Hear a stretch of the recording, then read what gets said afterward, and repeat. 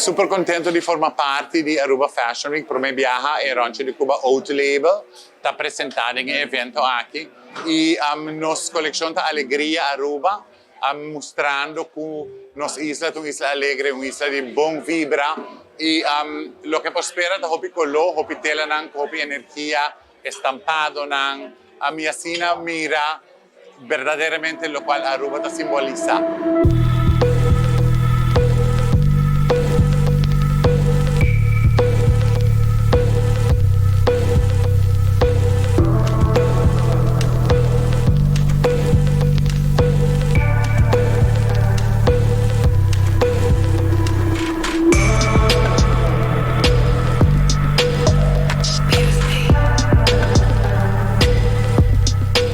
Nós começamos a trabalhar em desfile aqui em juli.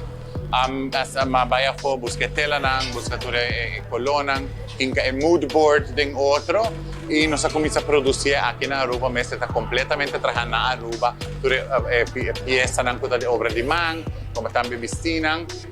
E assim preparar para finalizar semana passada a coleção para apresentar hoje noite. Sim, a coleção aqui está obtenível na nossa tienda, na Trash Store.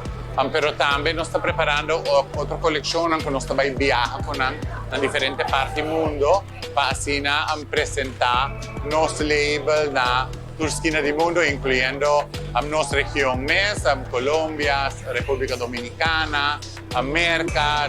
2025 também é um ano muito interessante para mim.